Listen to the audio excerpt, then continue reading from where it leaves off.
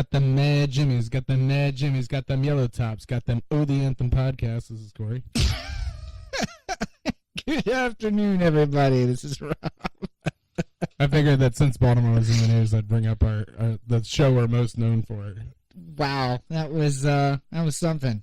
That was something. All right. It was. I felt proud of it. I hope we find the magic one soon, because this search is.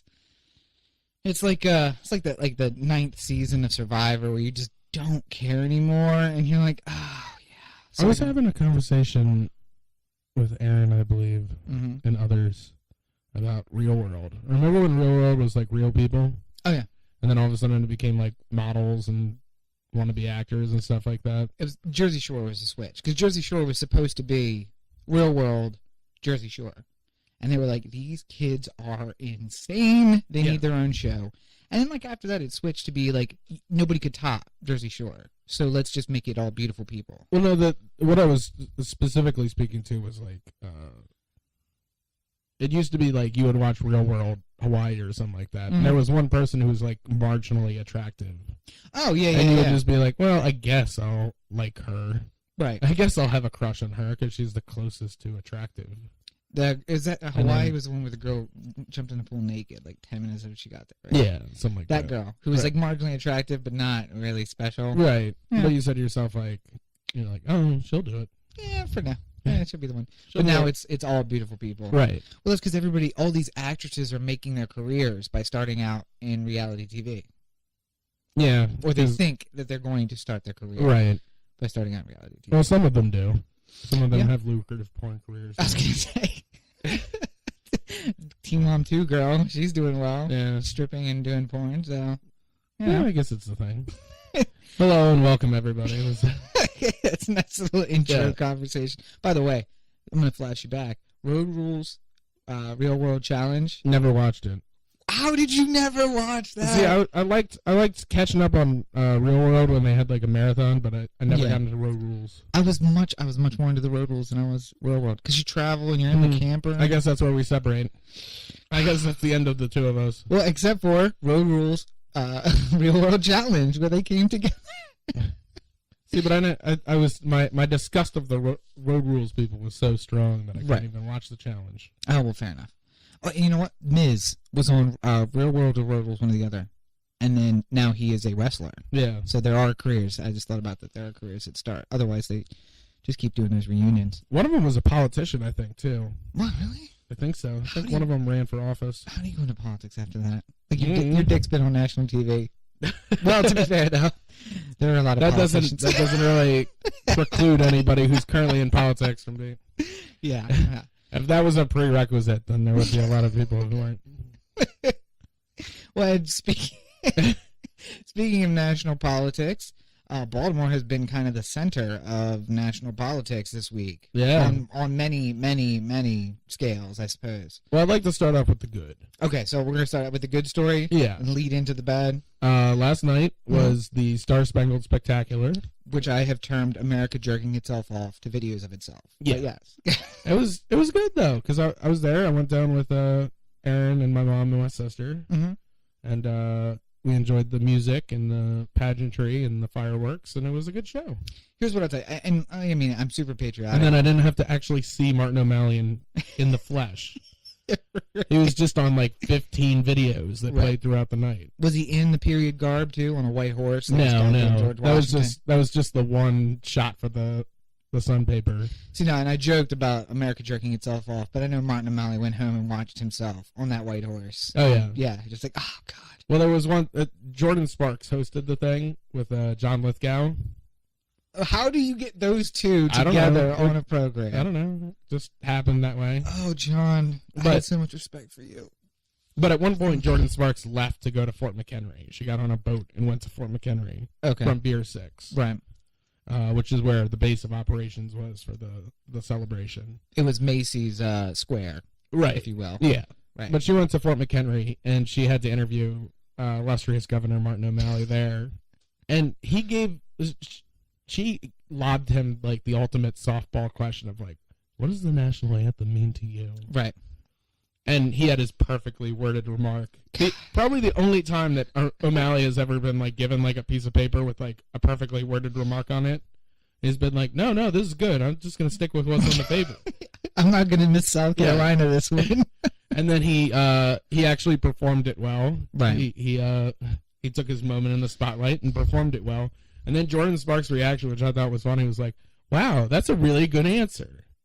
Like, thanks, Jordan. That was the next line on her teleprompter. Like, wow, you sound very presidential, if I do may say so myself. Which I was going to say. Of course, he did better. They're grooming him for the presidency, right? But my understanding was he got booed too, so maybe not. So. Yeah, it was an event that the type of thing where somebody doesn't usually get booed at. It's patriotic. We're going to celebrate. Like, oh yeah, that guy's an asshole. But there was a light smattering of boos when O'Malley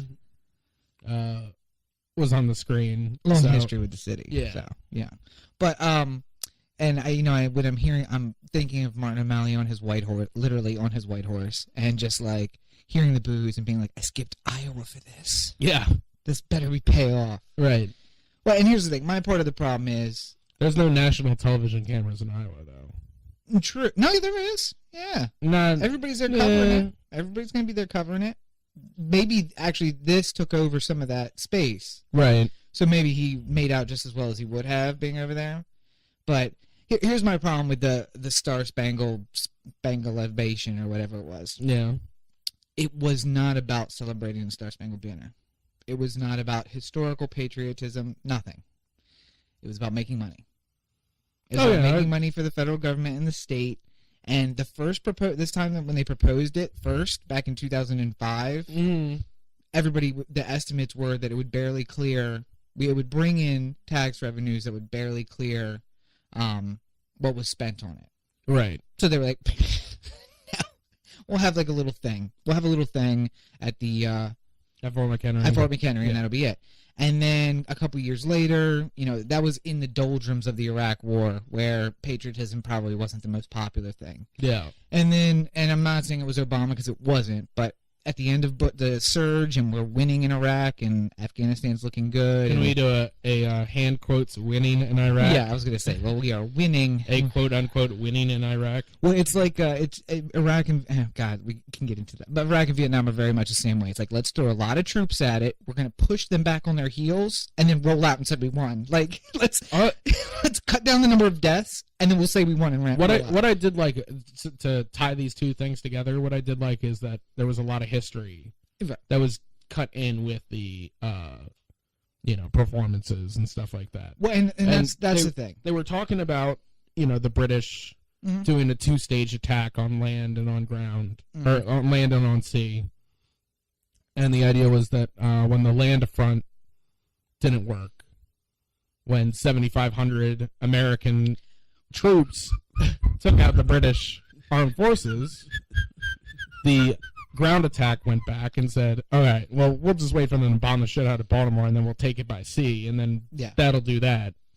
And then 25 hours later, we still stand and we raise the flag and everything like that.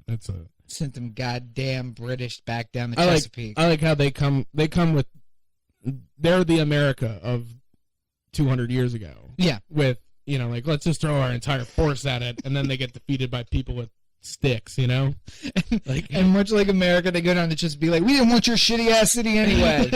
We're gonna go burn Washington instead. We're just gonna go back over to England where they don't have internet and say we won. But no, that place is a piece of shit. We don't want it. We don't even want you anymore. So 2005, there was like the first study that was done said that it's probably we're not really down for that, and then we started quote unquote winning in Iraq and Afghanistan, and like a wave of nouveau patriotism came through. They scared us with threats of terrorism at home, and Al Qaeda became a thing again, and now ISIS is a thing. So patriotism is at an all-time high. So in the 2009 or 2010 area, they did another study, and they're like, "Oh no, we can make some serious coin. Not only tax money, but it can benefit the community." I want to say it was around the time of the first, the race. The presidential race? No. The car race in Baltimore. Oh, the Grand Prix? Grand Prix, which was 2009, right? Which we hated. But they showed that even if it's something that people don't really get into, it'll clear the money that you invest. It didn't, though. No, the first year it did. It lost a shit ton of money. The corporation lost money, but the state made back their investment plus like $6 or $7 million. It wasn't worth it. Well, no, and nothing was worth it. But to them, it goes back to the movie conversation. I'll throw $500 million at a movie if I'm going to make $750 million. No, because fuck that. Honestly, like on Friday there was a doubleheader Yankee game. Right. Worst weekend ever to have that fall. Yeah. So it was 1:00. The Yankee game got out at like 4:30 because it was extra innings too. Yeah. Let out at 4:30, plus rush hour traffic, plus Star-Spangled Spectacular, plus everybody coming down to catch the 7:00 Oriole Yankee game. Oh yeah, I was one of those. Yeah. Yeah. You mean the 7:35 game that I made it to? That was only 6 innings long. Right. Yeah. That was a bunch of bullshit. And I said to my dad when he was just like, "Man, traffic is awful." I'm like, that was literally every single day I lived downtown during the 18 months that they were building the Grand Prix. God, ridiculous. But now, and the corporation lost money, and I don't know if the corporation that threw, or the nonprofit corporation that threw the thing is going to lose money, but the state made out, local hotels made out, everybody made out, people who lived in the city suffered, which is why I didn't come up here for Spanglization, whatever. Yeah. Okay, I've been to Fort McHenry. I know the story. I don't need to see the fireworks to hear Jordan Sparks sing. I'm okay with the rest of it. I enjoyed the performance, though. It's the first time I ever got to see Smokey Robinson live, and he's been a long-time favorite of mine. Okay, well, and so there, and you're also here. And I like Train. I think they put on a good show. But again, I would have had to make a 2-hour trip plus sit in traffic probably for an hour to get downtown to experience all of this. Yeah. You made a 15-minute trip into the city, sat in a little bit of traffic. A little bit more than 15. Well, with the traffic, yeah, added on to it. So like, it doesn't appeal to me. Plus, imagine I'm also coming in with beach or bike week traffic coming back, which I hit coming up here because apparently I think that was what happened. Somebody laid down their bike on the way up here, so they closed down almost the entirety of 5301, and I had to go the back way. But so did everybody else who knew that there was a back way. Right. So I'm on College Parkway sitting still. Like I like the people who are in like 50 going like, well, I guess there's nothing I can do. Just sit here and ride this out. But no, but I'm all about patriotism, and I'm glad that people are behind it, and I'm glad that it drew such a crowd. And Baltimore looked good. And Baltimore, and you know what? There is no better city in the country to throw an event when you want people to get fired up. Yes, because I would say that. So this is our second of 3 primetime events in the city this week. Okay. First was the Thursday night football game, Ravens Steelers, where I understand that there was also a curse shouted on. There was a once again. I think the Ravens fans showed up by chanting bullshit on national television, which is a nice. And the last time that happened was, to be fair, it was bullshit. Well, the Patriots game, 2011. I want to say, was that when it happened? 2012. Something like that. Yeah. Because we were there. It was Sunday Night Football. We were at that game. Yes. Possibly, yeah. So I want to say 2012. If you remember it, then I'll go yes. Yeah. We were at the game, and then, because my Twitter blew up with like, oh my God, are you at the game? We can hear bullshit being shouted on TV. Like, it's coming through. And I'm like, it's the first time in history they have to bleep the crowd in the stadium, but apparently that happened on Thursday again. Did they bleep us? I don't know. I couldn't even watch the game. I was still at work, so. I think at one point there was a sporting event where the crowd was chanting something that they shouldn't have. And the announcers had to do like I'm sorry, folks, we have to mute the crowd. That's such a good thing now. I like that. Anyway, so keep it classy, Baltimore, showing bullshit on national TV. And then we got Derek Jeter's last appearance at Camden Yards tonight. Yeah. So that'll be our 3rd national event. Now, is that the national television event? Because they moved it to Sunday Night Baseball. Yeah. They're planning a whole big thing too, right? Are you gonna have to go sit through that whole thing? Well, I think they're doing Derek Jeter's farewell. Thank you for being a friend gift.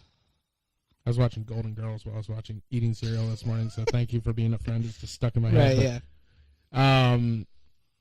I really hope that they give him the picture of Jeffrey Mayer's home run ball.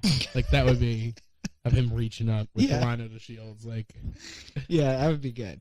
Or not Tarasco? Yeah, Tarasco. No? No. Shoot. was Hammonds, I think. No. It was the right fielder. Right fielder? No, Tony Tarasco. You're right. Yeah, see? Ooh, what? Did I just call something out of Orioles history? Yeah. But that was my research for the Jeffrey Mayer episode of the podcast. There we go, see? But no, that would be a good gift. I don't get, why are we jerking off Derek Jeter so much? Really? Because really it's money. Well, okay, I get that. So you can sell, if you make a big deal out of it, then you can make Nike commercials where you sell Derek Jeter stuff, and you can sell T-shirts that say, like, thank you, Captain, and... Re-to-spect, which I don't really understand. Or re-to-pect. Yeah. I have so much trouble reading those signs. I'm like, you stupid New York fans, you can't even spell right. I've gotten to the point of just, like, anytime I see one of those being like, you misspelled respect. And then just walking away before they can make the argument, like, oh, it's a Derek Jeter thing. Your sign's misspelled. Anyway, so... now it sounds like you're having a stroke.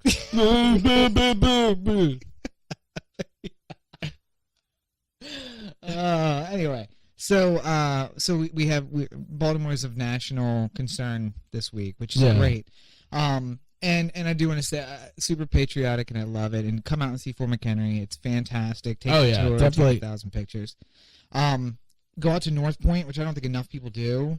No, and that's where the Battle of Baltimore really started, with the ground attack. And to be fair, that's where it was really won. Yeah, because all of the things that happened at Fort McHenry would not have happened if they hadn't been stopped at North Point. Yeah. Because and Corey told the story exactly right. They invaded, and a group of underarmed farmers took on the British military, much like the story of the rest of the Revolution, held them off long enough that they were like, it's not worth it. Let's just go back to the ships and bomb the shit out of them. Yeah. And then Fort McHenry and Francis Scott Key and the whole thing, and we got the national anthem out of it. There was one other slight boo that happened at the event, and I thought this would be of particular interest to you. Yeah. John Lithgow was going like, here's some things you might not know about Francis Scott Key. He was actually imprisoned at the time that he wrote that he saw the bombardment of Baltimore. And did you know that he was a lawyer? And then there was just a light like... Not surprised. Yeah, well, Fucking lawyers. We try our best, but... Yeah, and I would have liked it if there was like one lawyer who like bought like really nice seats up front. And he's just like, I will sue all of you. Your boos are an actionable offense against me. But why does he have to sound like a nerd? Why does he automatically sound like a nerd? I don't know. You imagine that's how all lawyers talk? Yeah. Well, Objection, Your Honor. You're not wearing glasses. Let me push my glasses up to my nose. You're not wearing glasses. That's just because I can't see. Okay, fine. But no, I like I told your dad, I take no offense at lawyer jokes or anything else, because as soon as I get out of the profession, I'm getting out of the profession. So yeah, and then 40 years from now, I'll still be fucking doing this, and I'm gonna kill myself. But no, so I take no offense at it. But yeah, go out and see North Point. Go out to Fort McHenry. Come to Baltimore. There's a lot of history here. I've been, like I said, I've been to Fort McHenry. I enjoyed very much. I went with a girl who asked me if there were any veterans of the war who would be taking us around, because she went to Pearl Harbor. I don't think it was Pearl Harbor. It was somewhere else. It was in another country. I want to say that it was in France, and she went to like Calais, and they had actual French veterans taking you around.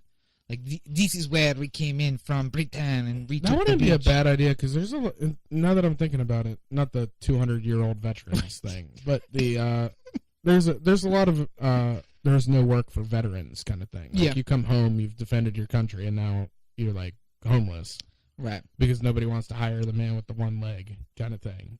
Oh, God. But this week on a dead drop, I think guys who take their losing their limbs less seriously, and it's guys who are like. A guy made a snow shark. Yeah. Put his fake leg in the mouth of the shark, and then took a picture of swimming away. Anyway, sorry. I think they should at all the national war sites and stuff like that. They should just hire veterans. Absolutely. To like lead, because then you would get an inspired tour. And even if it wasn't your, I mean, obviously, if it's a pimple-faced like 15-year-old going like, I'm gonna have to check with my manager about how long that war took. But to be fair, they still I would. think it was 25 hours. I don't have a high school education, so I can't tell you for sure. Even if you did, you wouldn't know. It's not like they covered that shit. And it obviously wouldn't be their war, but I think it would be impassioned. People who are impassioned about war in general. Yeah. So she asked if there were any, because she was in Calais and there was like a 60-year-old guy there doing a tour, whether there would be any actual veterans. And I was From like, the Battle of Baltimore. sweetheart, this is the War of 1812. Oh, I mean, I know, I get that. So, what you're not understanding is that it was a long time ago. Yeah. Well, yeah, so was World War II, but they had the guy there. And I'm like, okay, so the guy who was there was old. Yeah. Imagine a guy like twice as old, almost 3 times as old. The World War II veteran that you were talking of was probably 100 years old. And 80, probably 80 years yeah. old. Add an extra 130 years to that, and then yeah, that's the guy that's going to be walking around Fort McHenry. And then she tried to tell me I told you so, because the guy who we did talk to stayed in character like the whole time. No. And I tried to be like, listen, like so, a 25-year-old who's just like, yeah. I defended Baltimore from the British. No, it wasn't actually a young guy. It was an older gentleman who didn't look. I mean, obviously, he didn't look old enough to be in the war. He didn't look old enough to be in World War II. He didn't look old enough to be 200 years old. But he was gray and he was a little old. And his whole story was that at North Point, there was everybody. It was any from 15 to however old. If you could hold a musket, go out and stand on the line, because otherwise they're taking our city. Yeah. So that was his whole thing, is that even though I'm old and I've crotchety, but I still went out and defended my country, my young country. And she was convinced that he was actually a veteran. And I was like, I'm trying to get him to be like, listen, I just need you to understand that she thinks that you were actually in the war. I'm trying to prove a point. Listen, this girl I'm with is pretty dumb.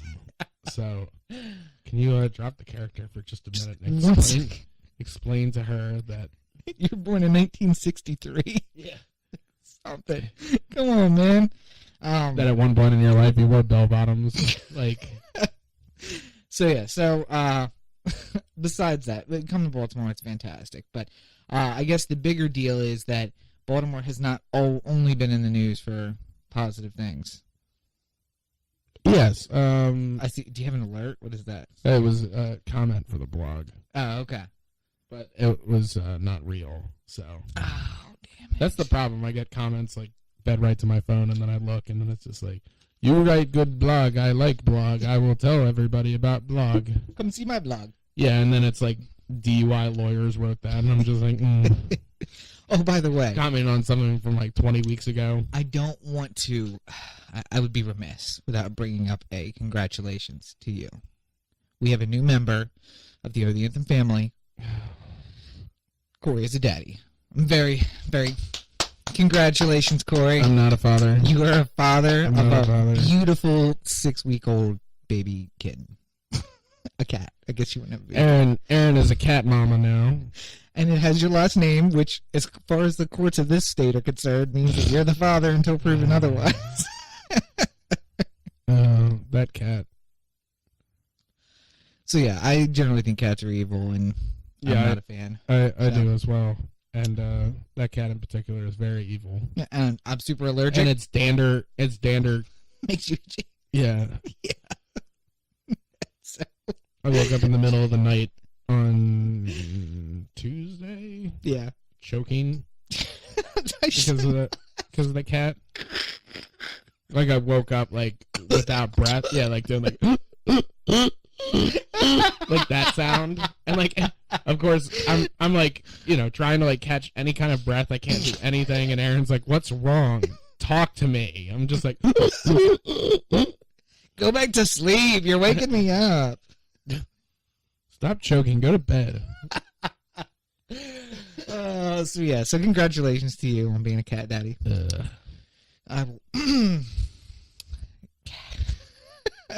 I'm allergic, so I have no. I'm allergic too. Apparently, that doesn't matter. And I'm gonna go around to the posse. We're gonna take over under on how long it takes for that cat to come live with you here. I was talking to my mom, who's also allergic to cats, and she was telling me about how she used to have cats as a kid, and everything was fine and good. And then she went to visit her friend up in New York who had a cat, and like she basically had the same reaction I did the other night. Right. And then she went to the doctor and got like allergy tested and stuff like that. And they're like, "Oh yeah, you're very allergic to cats." Just not her own. Yeah, well, and she was like, "Well, I had cats growing up. Like, how come I'm?" It's like, "Oh, you can develop allergies." Or and like it can be very like light at first. Yeah. Or like you don't even notice it kind of thing, and then it develops into something bigger. Or, and here's my thought. Yeah. The power of love, the power of true love, because I've been watching Once Upon a Time. The power of true love can overcome anything, including allergies to cats. So maybe if you love that kitten enough, you won't be allergic to it anymore.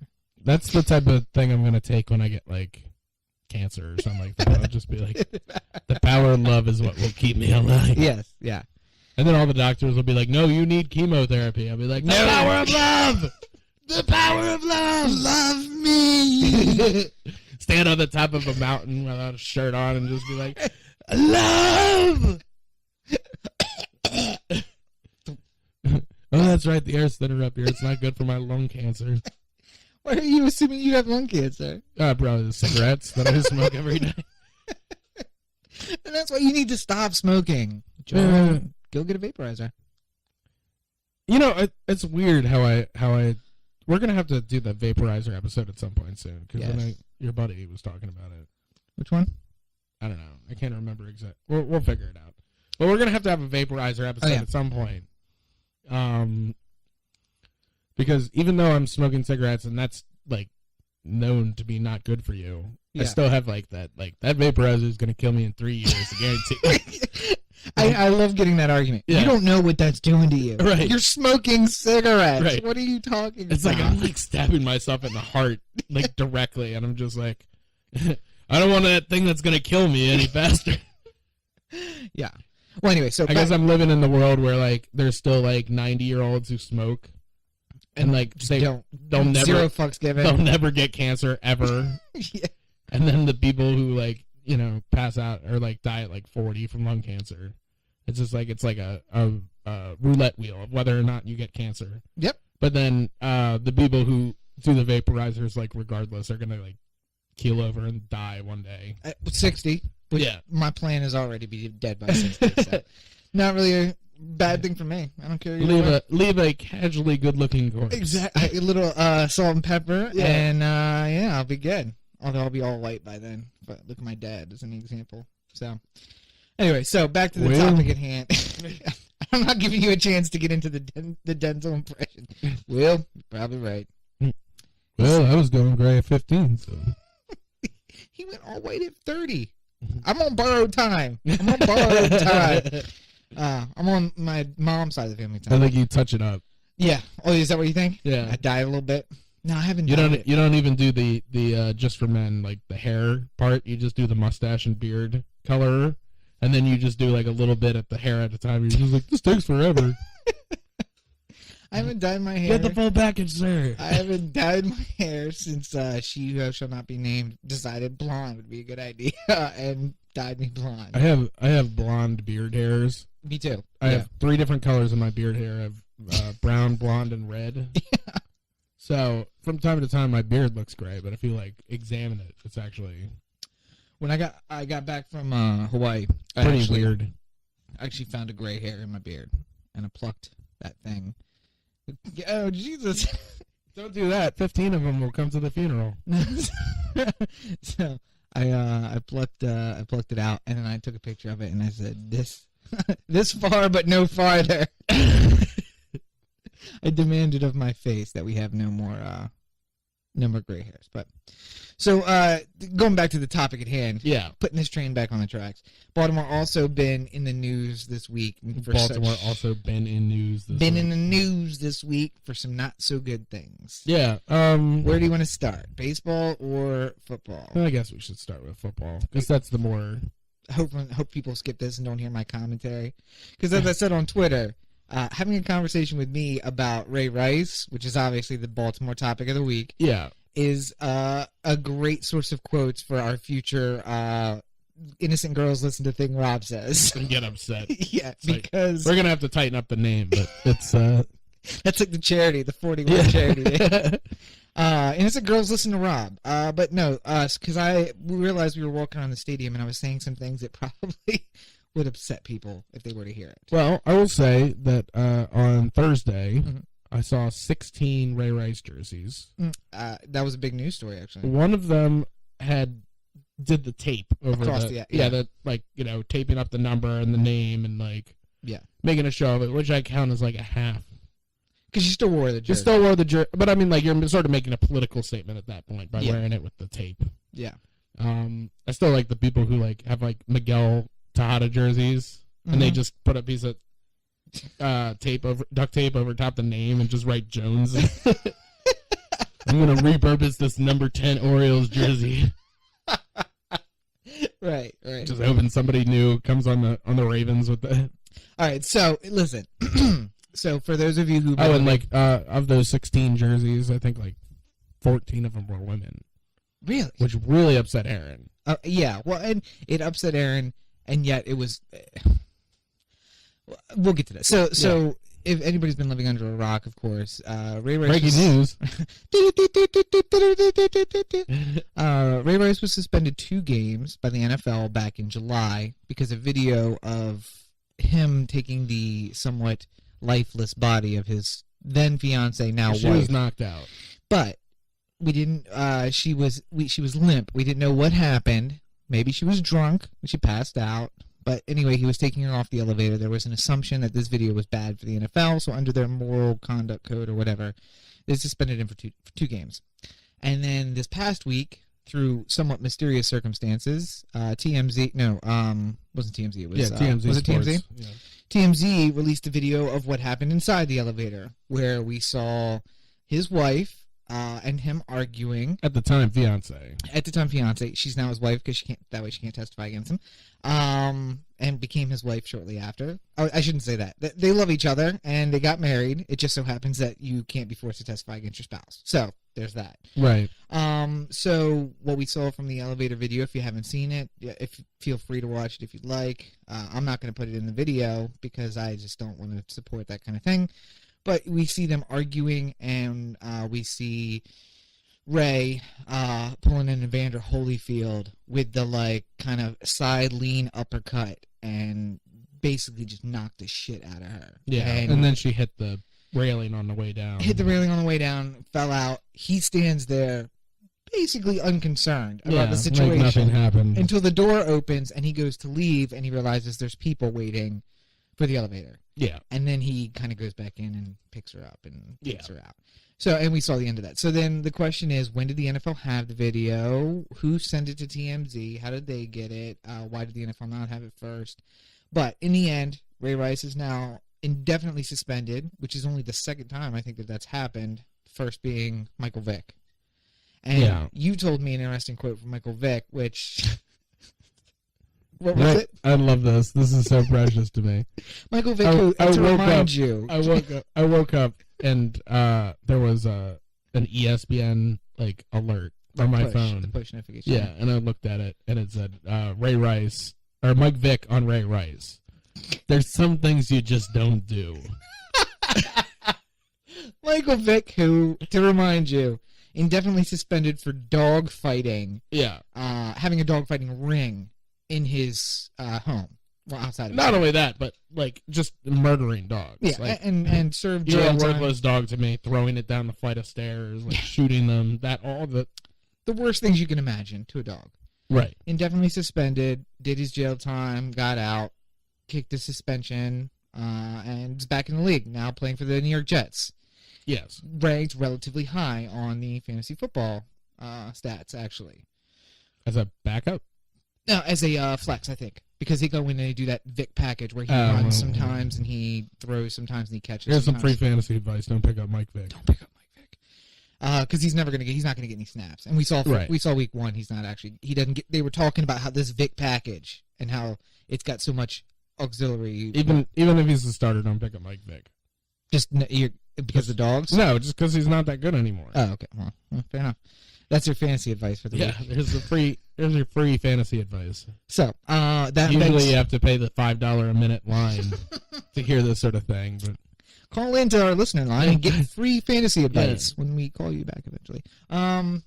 But no, so that opens up a conversation about... If you have any questions about who you should start in your flex, 443-219-7595.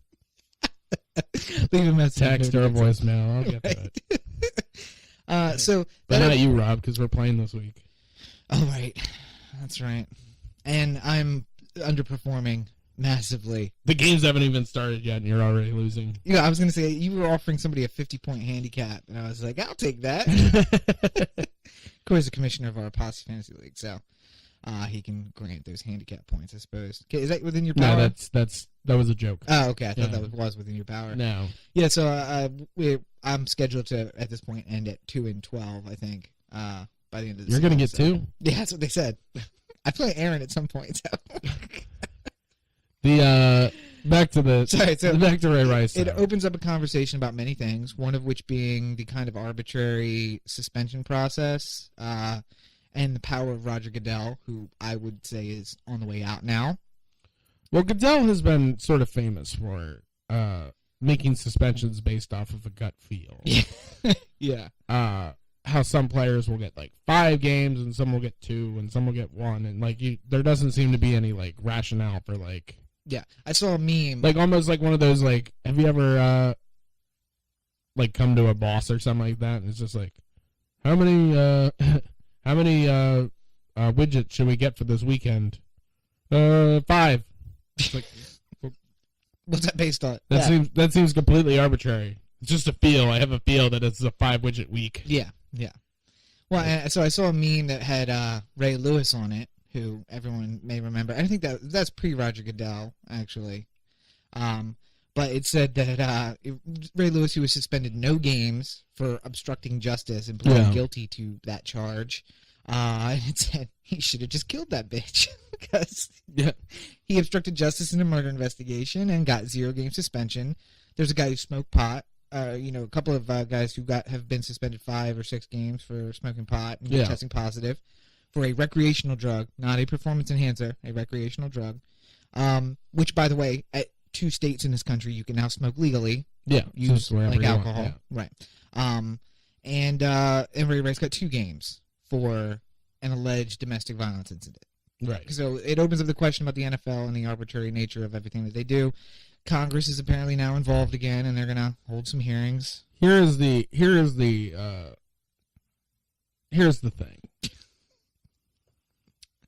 We saw a video of Ray Rice and Janae Rice walking into an elevator in a heated argument. Yes. Then we didn't have any video of inside the elevator. And then we saw we had video of her being dragged out of the elevator, unconscious. And I was a big defender. I was a defender of Ray Rice, and I said, we don't know. We don't know what happened.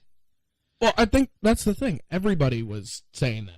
Yeah, and everybody was saying, "Where's the video inside the elevator? This is a casino. They have videos everywhere." Right. After the Jay-Z video where you saw Solange fall down on her own, he was just like kind of like keeping her away, and she got fought off. Everybody wanted to know what happened inside the elevator. Right.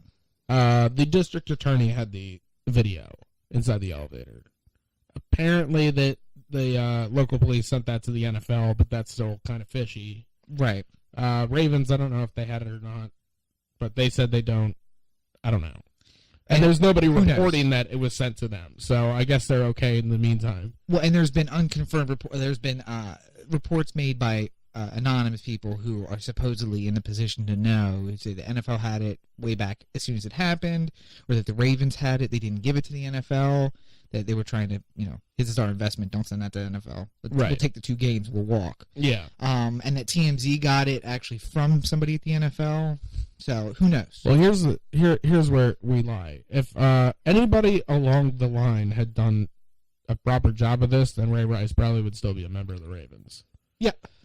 Like it or not, I'm just sort of saying, like, well, and 2 games for what happened on the video is not enough. No. Ray apparently was forthright and honest with the Ravens and the the NFL. To the point of not, making a statement which would incriminate him. Well, he was already pre-trial diversion at that point. Oh, okay. Well, then, yeah. They pretty much... See, that's the thing. So, as a fan who's trying to, like, not defend Ray Rice, but, like, try and figure out where... How am I supposed to feel about this? Right. Because, I mean... Yeah, by the way... If the video inside the elevator, not that this condones it at all, but it certainly changes the story. Yeah. If the video inside the elevator is Janae wailing on Ray Rice for a solid 45 seconds and then him putting the hand up and to like swat her away, right. And she falls and then clips the railing, yeah, and then immediately he goes to her and he goes like, "Oh my god, oh my god, oh my god!" like, yeah. I was just trying to keep her out of my face. Yeah, and then she hits the railing. Oh my god! And he's like arguing to nobody. Yeah, nobody. Like it wasn't my fault. Oh my god! And slapping her face. Like, yeah. Janae, wake up, please. Yeah. Like if that sort of thing happened, then I feel like people would have seen a 2-game suspension. It's like, all right, listen, he fucked up. Yeah, but on the scale of domestic violence, that's not like, right? The word that certainly not like left hook right to her jaw. It was a right hook, by the way. It was lean into the right. Came up. Well, no, the left was the one that knocked her. Was that the one that knocked her out? Yeah. Oh, so it was an uppercut with the right and a hook with the left. Yeah. Anywho. Yeah. With the district attorneys saying pretrial diversion. Right. I assumed it wasn't that bad.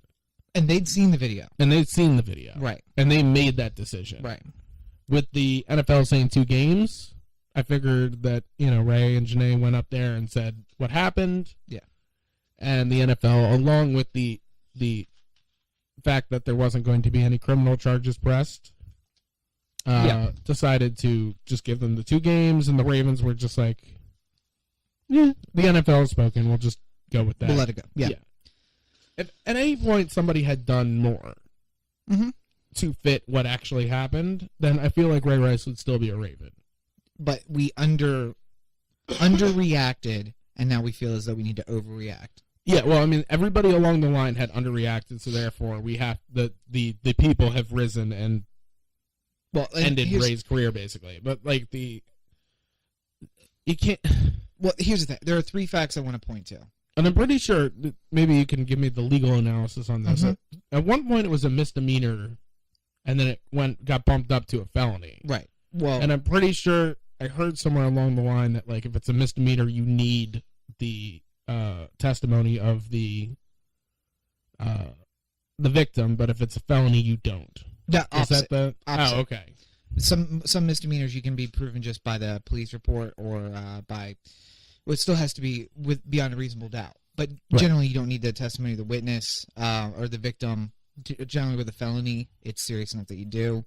But the diversion program required a felony. That's why they bumped it up. Oh, okay. So to get him into that program, charge him with a felony, he pleads guilty in so much as he agrees to go into the dispersion program, whatever it was. Guilty but, yeah. So here's the 3 facts I want to point to. Number 1, 21 NFL teams have people who have been convicted of domestic violence on them who are actively playing in the NFL. Yeah. People who, in several cases, in more than half of the cases, fought them out, took testimony, were found guilty. Some jail time, some not. Some diversion programs, some not. But found guilty at a trial. Yeah. Ray Rice was never found guilty. It was brought up. He pled nolo contendere, I think, which just means I'm not going to fight this, but I agree to go into the diversion program. Yeah. Never been found guilty of domestic violence or hitting anyone. Number 2, as Chris Rock tweeted out as soon as he heard, Ray Rice did not get indefinitely suspended for beating his wife. He got indefinitely suspended for beating his wife on video. Yeah. Everyone's so fucking upset about this thing that it's because it was on video. And if somebody come out and told the story, we would not have known how bad it was, and maybe. And that's the thing. When you see it, it feels a lot like. Well, and here, so fact number 3, and I want to say, before I say this, that I am a huge supporter of domestic violence charities. I give most of my time and my money to Mid-Shore Council on Family Violence to make sure that domestic violence doesn't happen. I just wanted to make sure that You're not donating to domestic violence charities where people get beat. I spend 50 plus pro bono hours a year defending the victims of domestic violence, both male and female. So I want to say that I'm coming from this from a legal aspect only.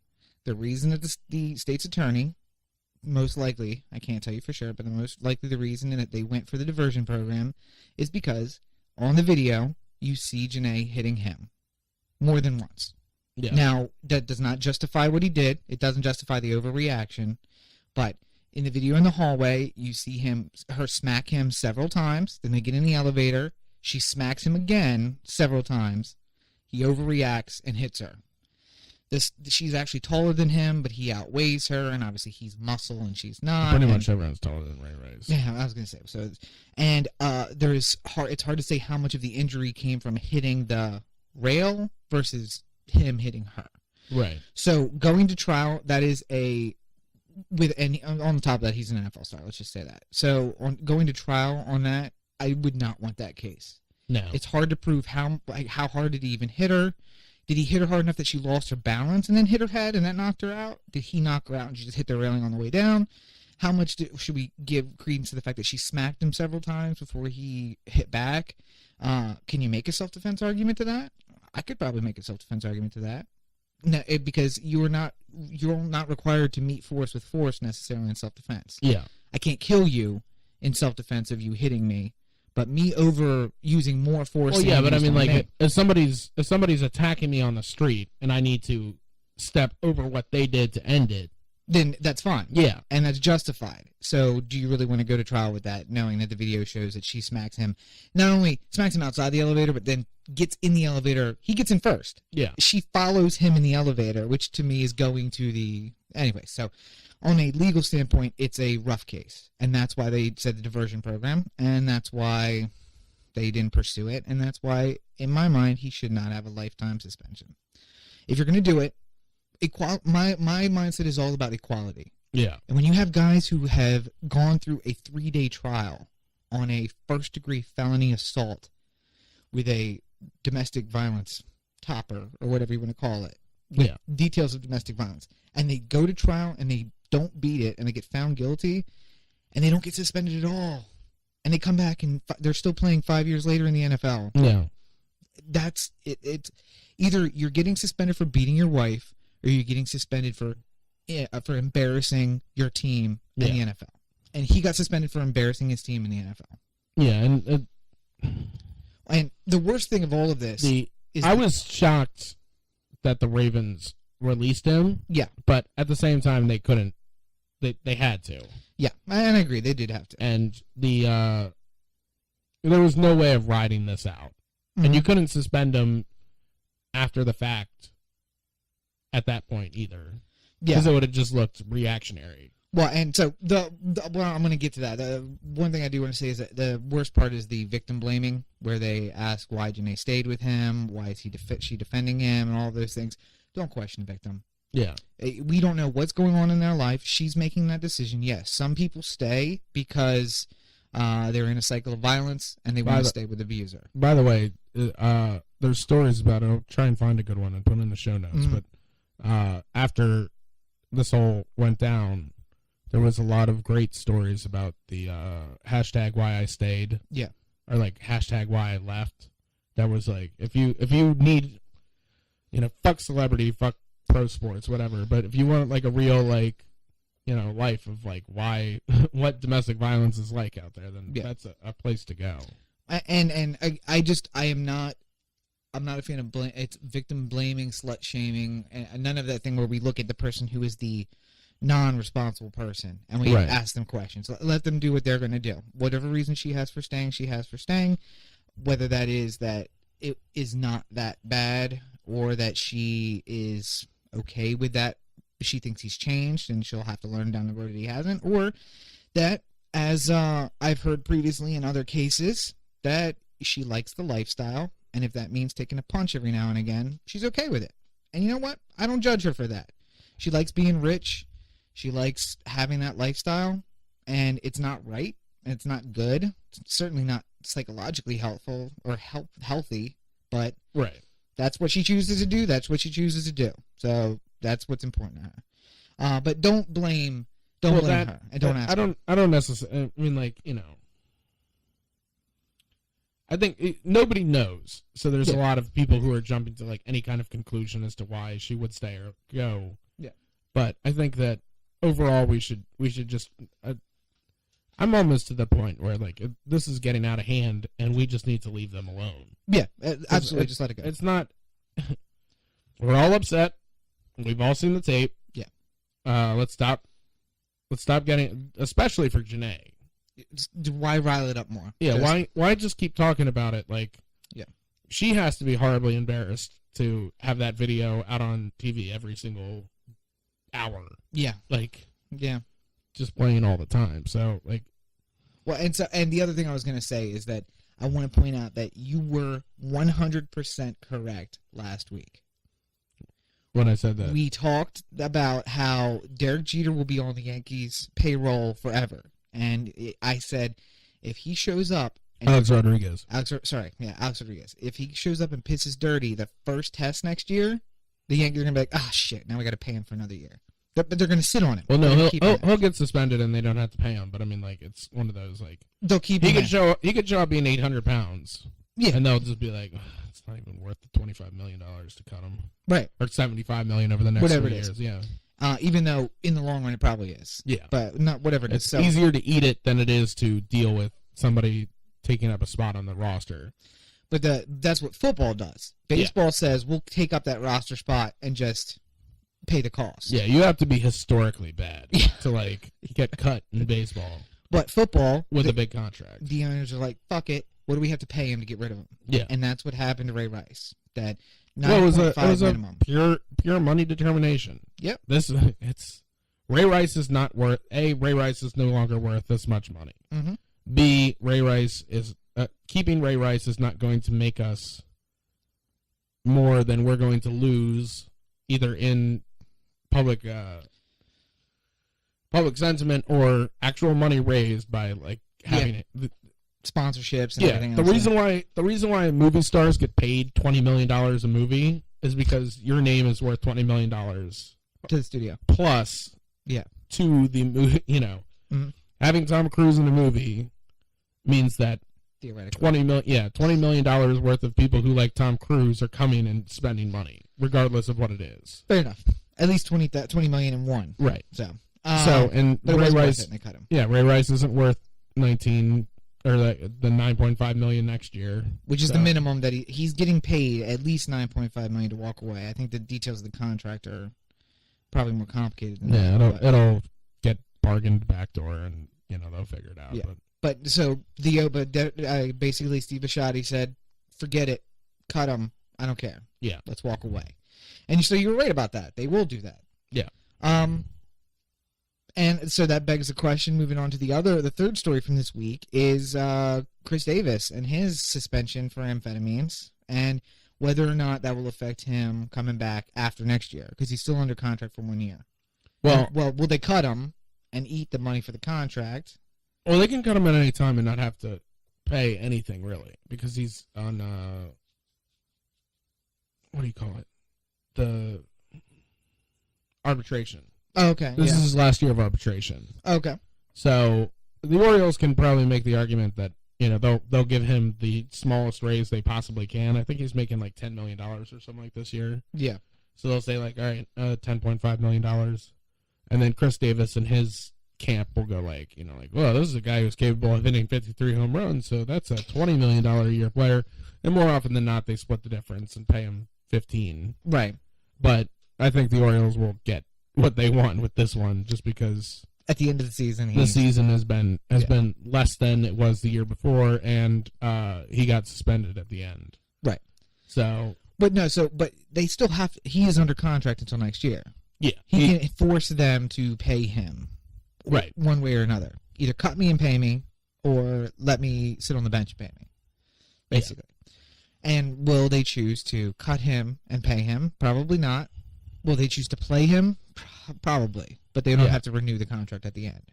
Yeah, I'm not that worried about it.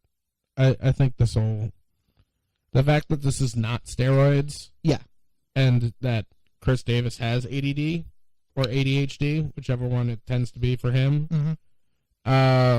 This is very dumb. And there's no... people come up to me going, like, what was he thinking? I have no argument for you. He was thinking, hey, I have a prescription for this. And we were talking before the show about this, and collective bargaining has led to Chris Davis getting suspended. That's what happened. Right.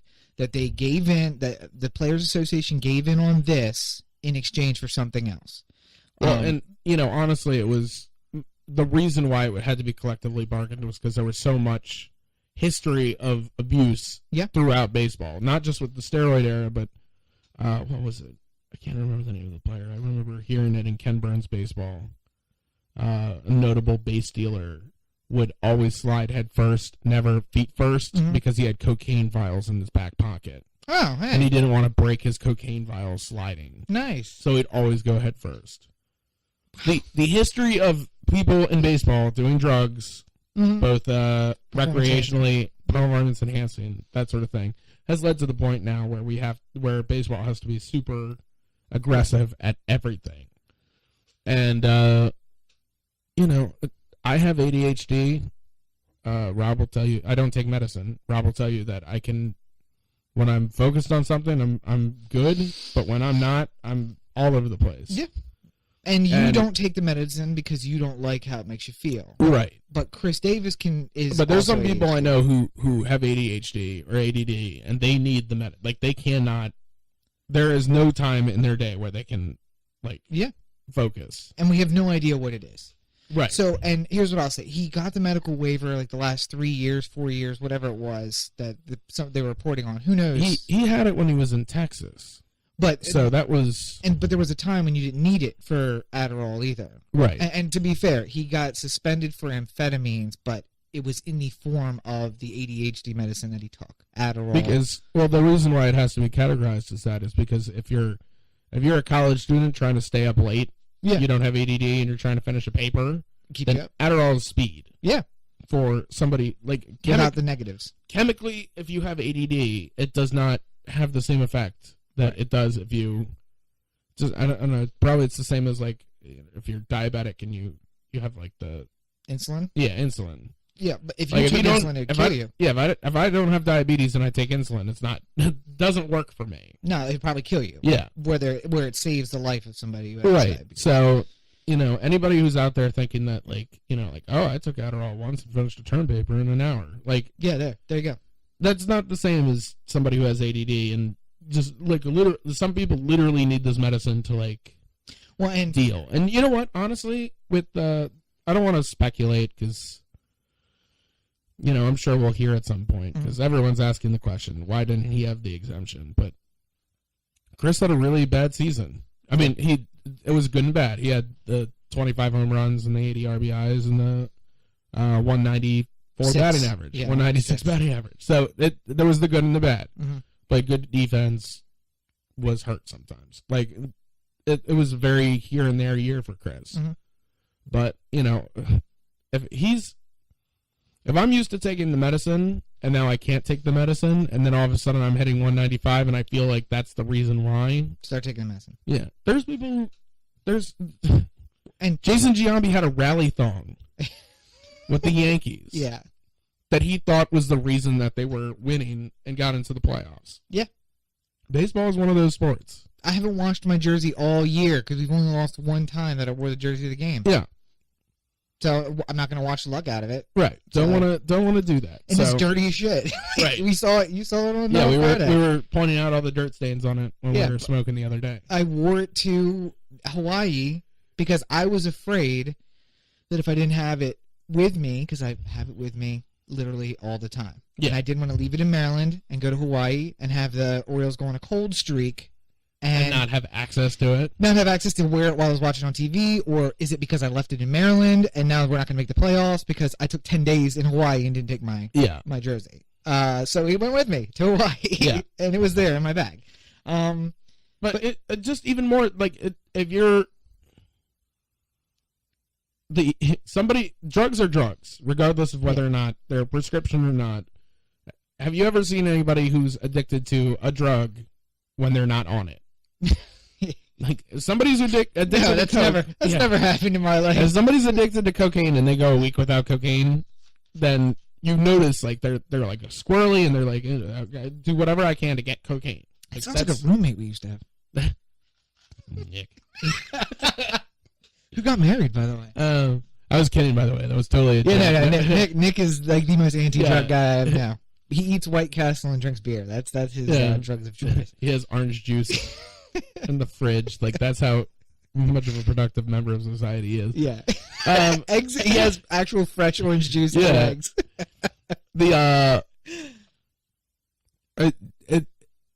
If you're on a prescription medicine and you can't get it, then it has the same sort of effect. Yeah. Like, you might need it, and if you don't have it, then you have that like withdrawal feeling where it's all terrible, and it's, so I can't necessarily say that if I was in Chris Davis's position and this medicine helps me, and now all of a sudden I'm hitting, 1 for 20, and I'm like, oh God, I can't. I don't have that focus I do when I have the Adderall and I can't use it. Well, and I still think, like I said before, I think somebody fucked up. Yeah. It was somebody's job to get him the exemption, and Scott Boras is a busy guy.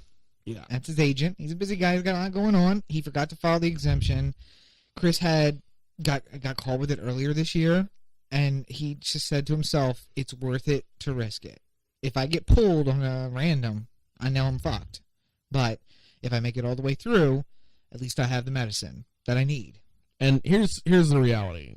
There was 17 games left when he got caught. Mm-hmm. It's a 25-game suspension, so he gets 8 of the playoffs, assuming that there's 8 Oriole playoff games. Which of course there's going to be. Well, we're all hoping, but let's best of 5, best of 7, best of 7. You have to set the rosters before each series begins. You only get 25 on each roster. Yeah. So if Chris Davis is going to miss, like, hypothetically, most of all of the ALDS, and then most of the ALCS, all of it though, because he wouldn't be able to be on the. Well, I'm saying if it went to Game 5 in the ALDS, then he misses 5 there, and then you would have at least 3 in the ALCS. Right. But are you keeping him on the roster so that he can come back for Game 4 if?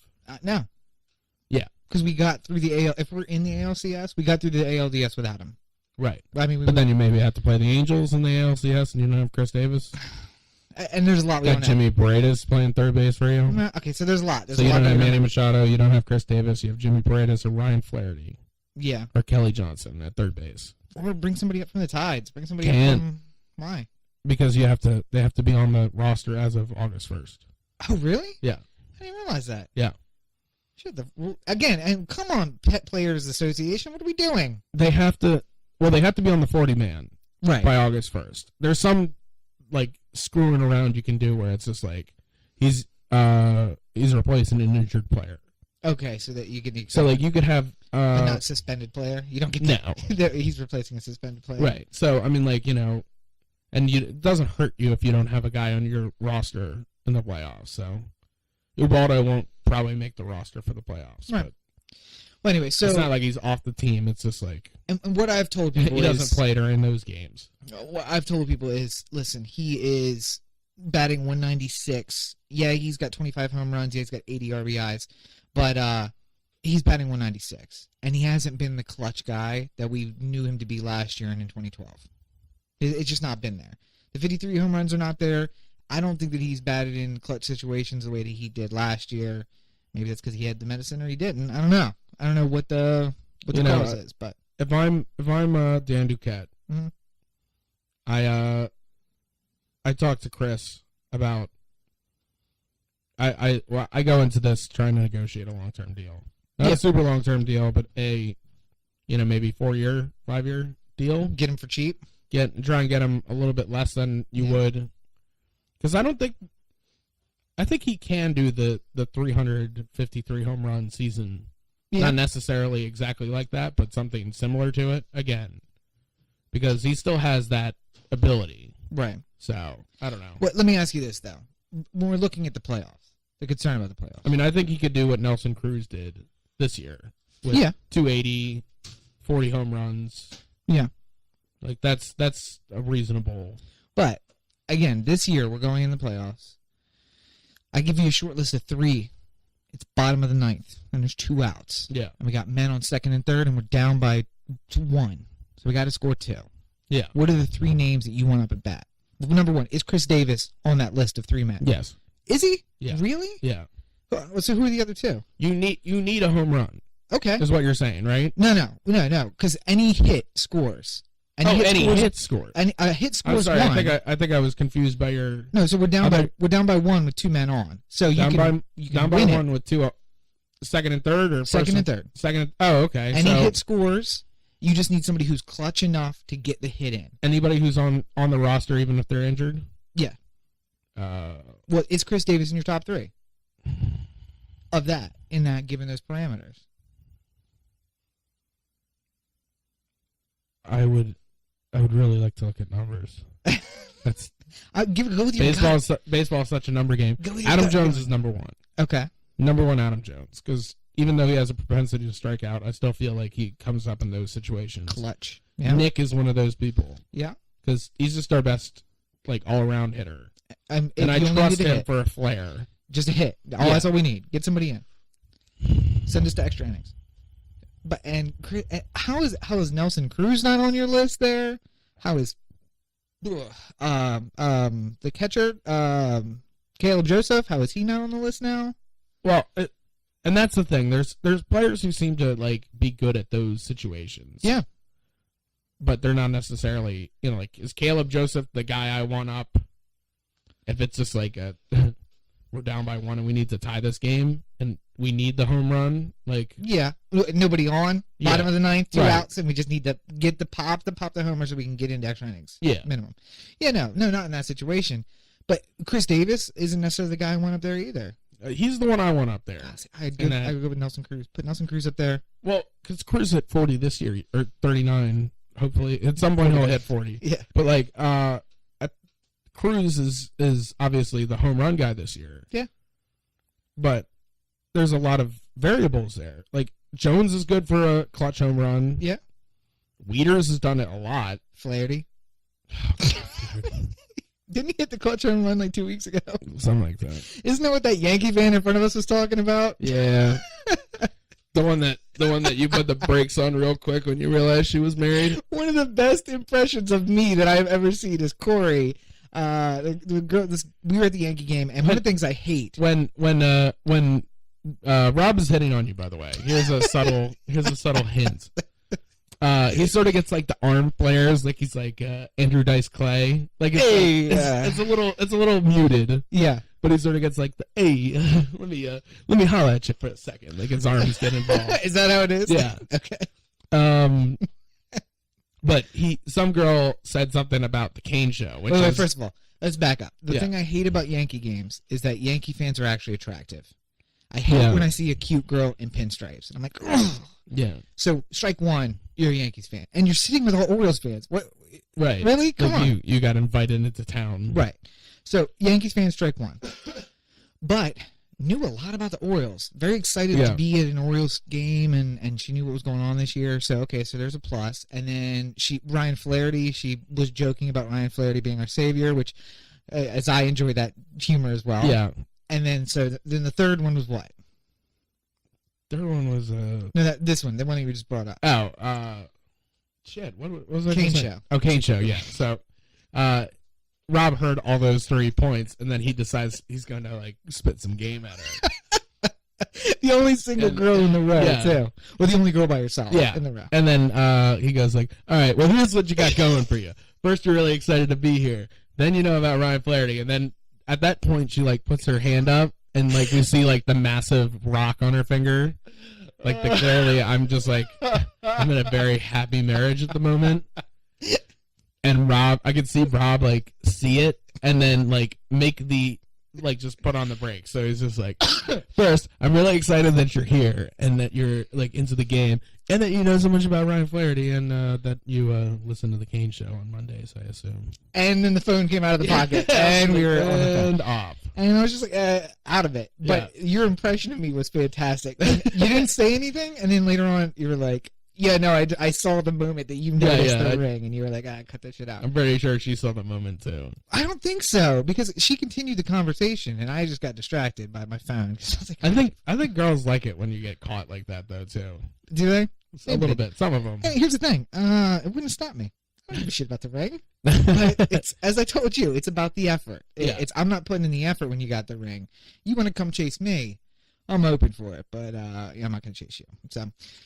So big week for Baltimore. Let's hope that we stay out of the news. Yeah, I hope that we're recording this on Sunday. Mm-hmm. So I hope that we look good on Sunday Night Baseball. Yeah, that'll be fun. Yeah, get to boo Derek Jeter that one last time. And here's hoping Rez make four more chances to say like nobody grounds out to the pitcher in a more classier way. Which I think we heard twice. Yeah. Here's hoping Rez Ipsa comes up for the big win in fantasy football against whatever shitty team they're playing this year. The Legend CB5s. You can find O The Anthem at otheanthem.com, O The Anthem on Facebook, Twitter, Google+, YouTube, Vimeo. And the listener line, 443-219-7595. And you can check out a Dead Drop, ADDEADDROP.com for all the most interesting stories. Most of what you've heard today you would have found on a Dead Drop this week. And you could reach me, Robert N. Cheek at gmail.com. Robert N. Cheek on all your favorite social networks except for Facebook, where it's Rob Cheek Esquire. That's Rob Cheek ESQ. I think that's everything, right? What was the listener line? Do that one more time. I gotta memorize that. 443-219-7595.